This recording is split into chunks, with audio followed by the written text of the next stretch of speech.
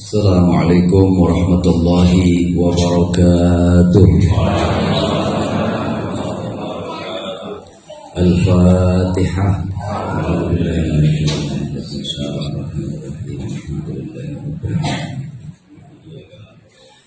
Bismillahirrahmanirrahim.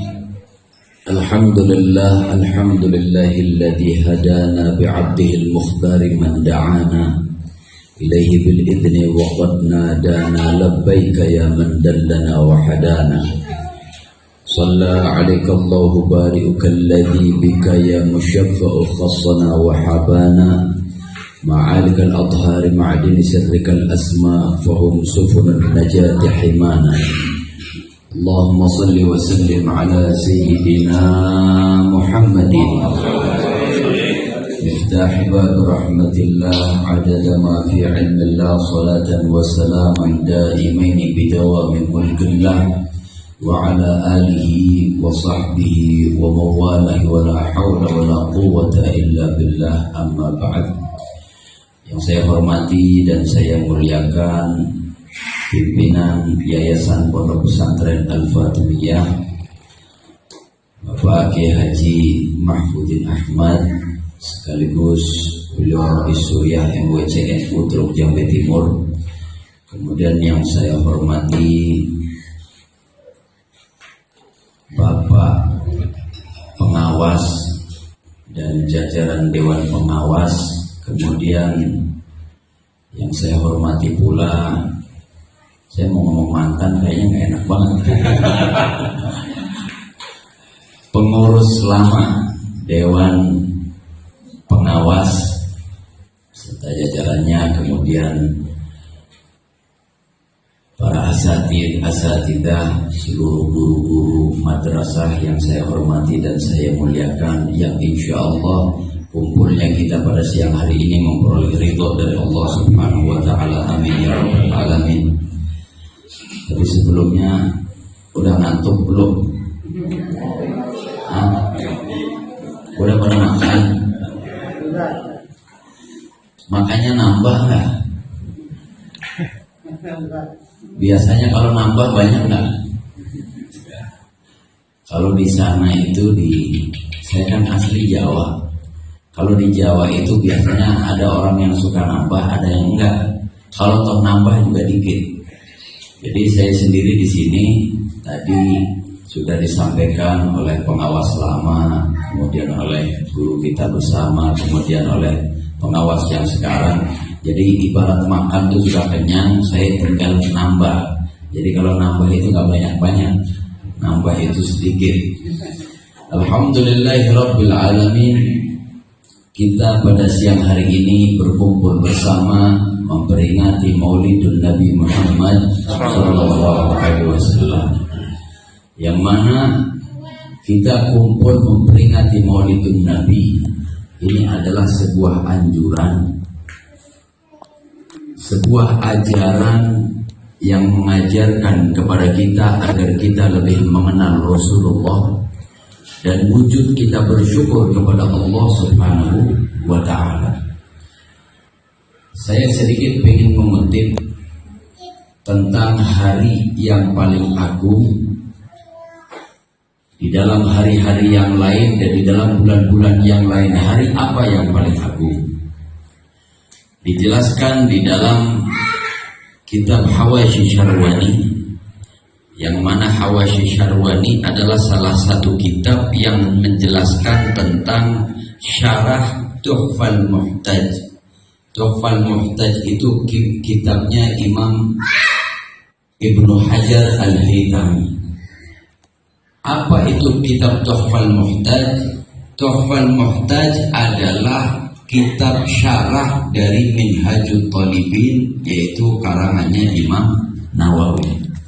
Jadi matanya itu disebut Minhajut Thalibin, disarahi oleh Imam Ibnu Hajar Al-Haytami disebut Tuhfal Muhtaj.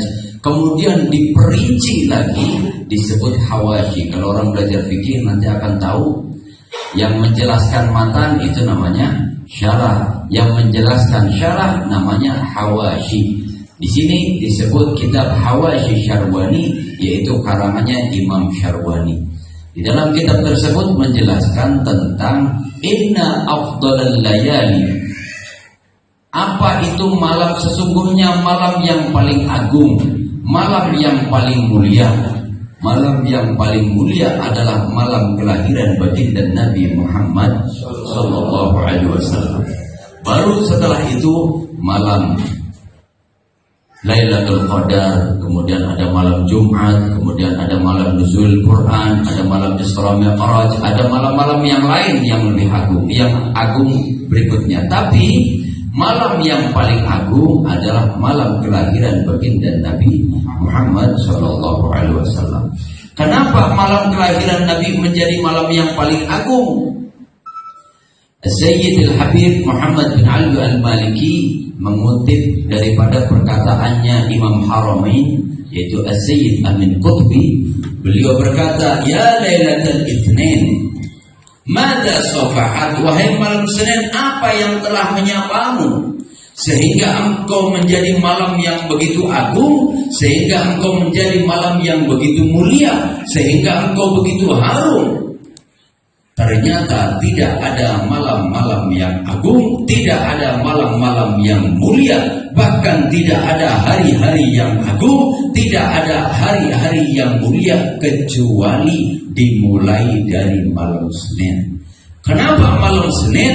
Karena malam Senin itulah lahirnya baginda Nabi Muhammad sallallahu alaihi wasallam. Kemudian masih ditanya lagi, kenapa lahirnya Nabi Muhammad menjadi malam yang paling agung? Kenapa lahirnya Nabi Muhammad menjadi hari yang paling mulia? Ternyata kita tidak bakal mengenal Allah kalau tidak ada Nabi Muhammad. Kita tidak bakal tahu iman kalau tidak ada Nabi Muhammad. Kita tidak bakal tahu Islam kalau tidak ada Nabi Muhammad. Kita tidak bakal tahu Al-Quran, kita tidak bakal tahu Rajab, kita tidak bakal tahu Sya'ban, kita tidak bakal tahu Ramadan, kita tidak bakal tahu sholat, kita tidak bakal tahu mana yang hak dan mana yang batil, kecuali munculnya melalui baginda Nabi Muhammad sallallahu alaihi wasallam. Sehingga Allah memuliakan orang yang menyambut kelahiran baginda Nabi Muhammad sallallahu alaihi wasallam. Diriwayatkan di dalam kitab Bidayah wan Nihayah, dijelaskan oleh Imam Ibnu Katsir. Beliau menjelaskan tentang sejarah Sayyidina Abbas bin Abdul Muttalib. Siapa Sayyidina Abbas? Sayyidina Abbas adalah pamannya baginda Nabi Muhammad sallallahu alaihi wasallam. Di dalam riwayat Sayyidina Abbas bermimpi berjumpa dengan Abu Lahab. Kenal dengan Abu Lahab? Sedikit. Orang mana? Abu Lahab adalah orang yang memusuhi Rasulullah. Abu Lahab adalah orang yang selalu menghalangi Rasulullah. Abu Lahab adalah orang yang selalu memerangi Rasulullah. Namun dilihat Abu Lahab ini setiap hari, setiap waktu memperoleh adab dari Allah Subhanahu wa ta'ala.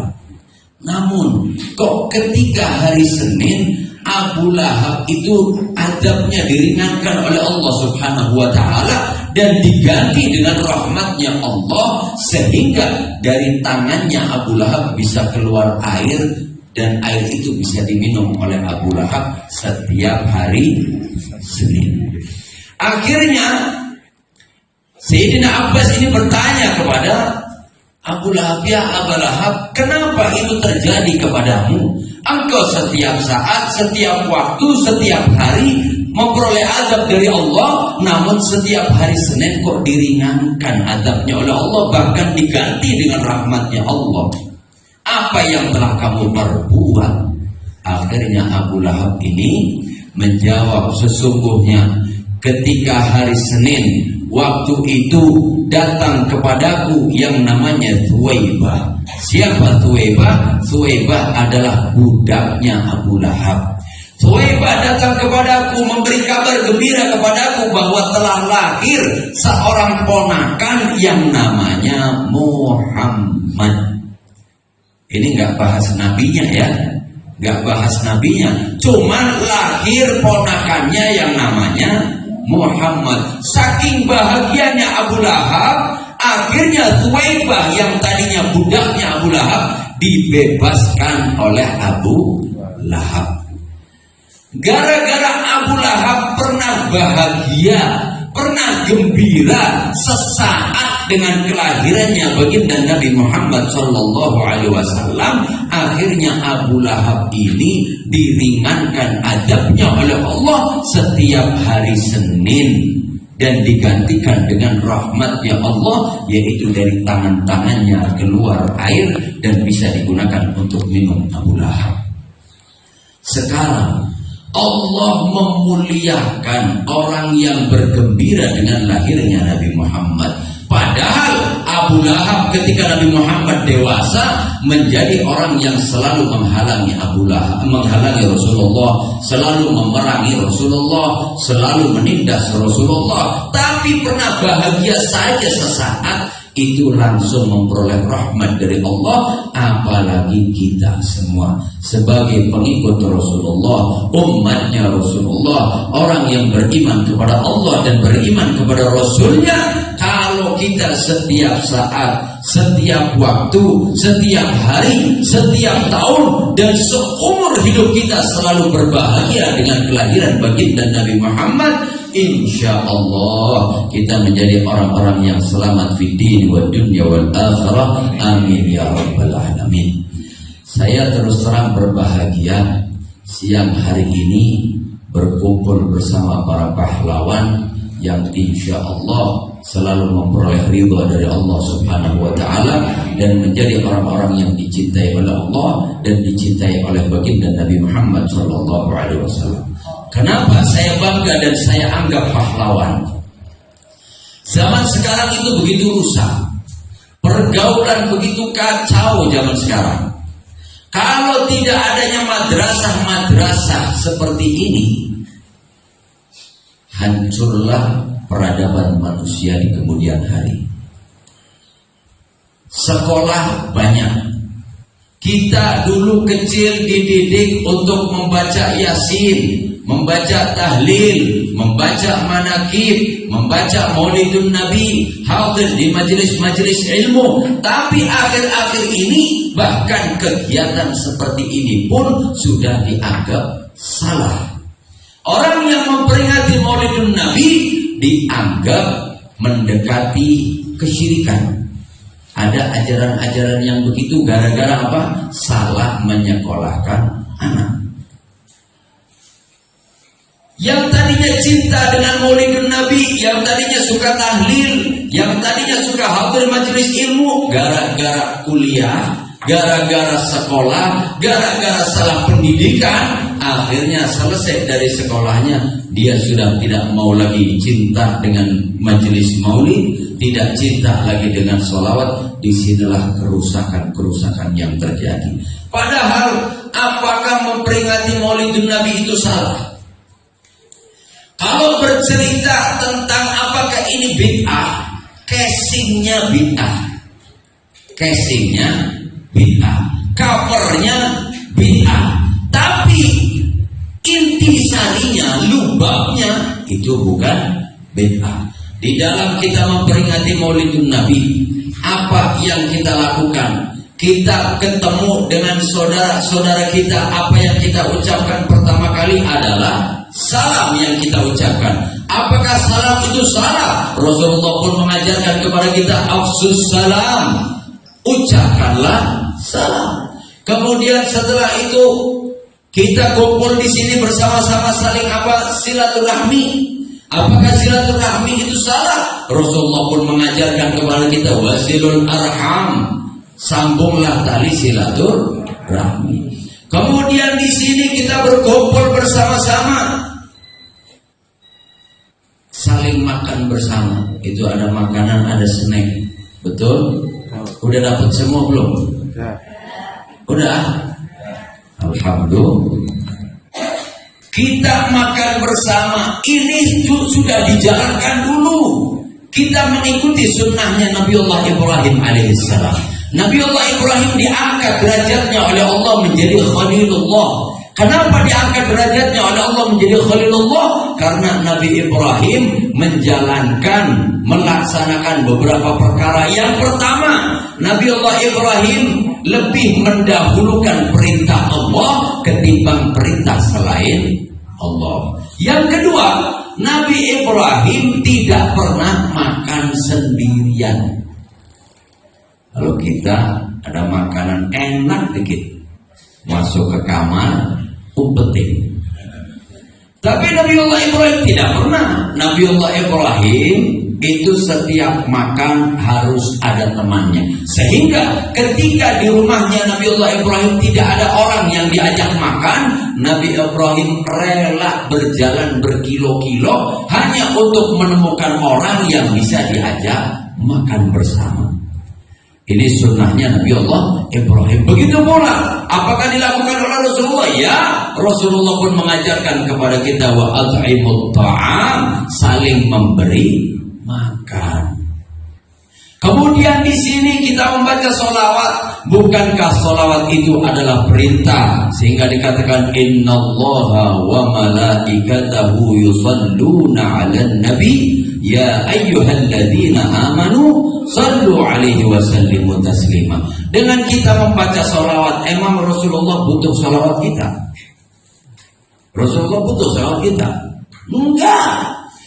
Allah beserta seluruh malaikatnya terus menerus, di sini fi'il mudhari yang disebutkan, terus menerus membaca sholawat kepada Rasulullah, kepada Nabiullah Muhammad.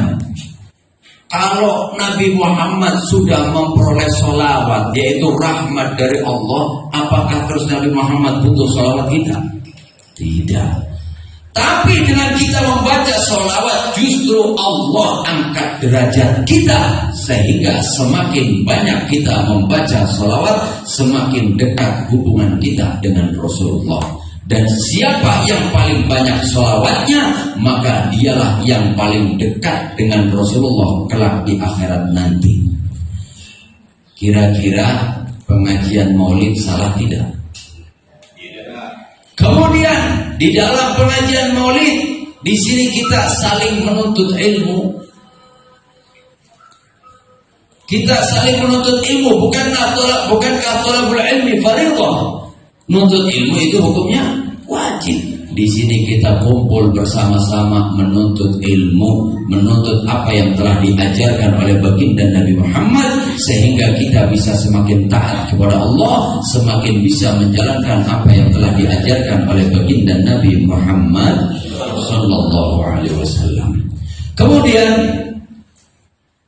kita melakukan peringatan Maulidun Nabi. Kira-kira hebat nggak kita? Sudah hebat nggak kita dengan memperingati Maulidun Nabi? Kita itu memperingati Maulidun Nabi sebenarnya sudah telat. Kenapa telat? Yang memperingati Maulidun Nabi pertama kali adalah Allah. Siapa yang menyambut kelahiran baginda Nabi pertama kali? Allah, bukan malaikat, tapi Allah yang pertama kali menyambut kelahiran Nabi. Buktinya apa? Di tahun kelahiran Nabi disebut apa? Tahun apa? Gajah. Tahun gajah, Amul Fil, tahun gajah. Kenapa disebut tahun gajah?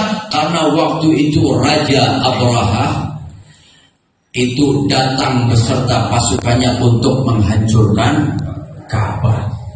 Tapi di hari itu adalah hari kelahiran Nabi Muhammad, maka Allah kirim burung ababil membawa batu-batu dari neraka Sijil. Satu burung membawa 3 batu, yang mana batu itu satu di mulutnya, yang kedua ada di kakinya. Dijatuhkan batu-batu itu kepada bala tentaranya Abraha sampai tembus dari kepala sampai ujung kakinya, sampai semuanya habis mati. Kenapa Allah tidak menghancurkan pasukan Abraha ketika sebelum kelahiran Nabi? Atau setelah kelahiran Nabi? Tidak, Allah hancurkan mereka di hari kelahiran Nabi Muhammad SAW. Karena apa? Ikraman di Maulidin Nabi Muhammad SAW. Allah menyambut kelahiran Nabi Muhammad. Siapa yang memadamkan api Majusi, api yang ribuan tahun tidak pernah padam? Siapa yang memadamkannya? Allah. Apakah Allah tidak mampu memadamkan api Majusi itu jauh sebelum kelahiran Nabi Muhammad? Mampu kalau Allah mau. Tapi ikraman bi maulidin Nabi Muhammad sallallahu alaihi wasallam, api Majusi yang ribuan tahun tidak pernah padam dipadamkan oleh Allah untuk menyambut kelahiran baginda Nabi Muhammad sallallahu alaihi wasallam. Siapa yang meruntuhkan istana Romawi? Allah. Apakah Allah tidak mampu meruntuhkan istana Romawi sebelum kelahiran Nabi Muhammad? Mampu kalau Allah berkehendak. Tapi Allah runtuhkan istana Romawi di hari kelahiran Nabi Muhammad. Karena apa? Ikraman bi maulidin Nabi Muhammad sallallahu alaihi wasallam. Kalau Allah Subhanahu wa taala menyambut kelahiran Nabi, terus kita siapa? Kok tidak mau menyambut kelahiran baginda Nabi Muhammad sallallahu alaihi wasallam? Hadirin yang dirahmati Allah. Apa hikmah dengan kita memperingati Maulidun Nabi? Hikmahnya, dengan kita memperingati Maulidun Nabi, maka semakin terbuka rasa cinta kita kepada Rasulullah, sehingga kita semakin mau untuk mempelajari apa yang telah diajarkan oleh Rasulullah, dan kita bisa mempraktekkan apa yang telah diajarkan oleh Rasulullah di dalam kehidupan sehari-hari kita. Dadah, wassalamualaikum warahmatullahi wabarakatuh. Syukran katsiran.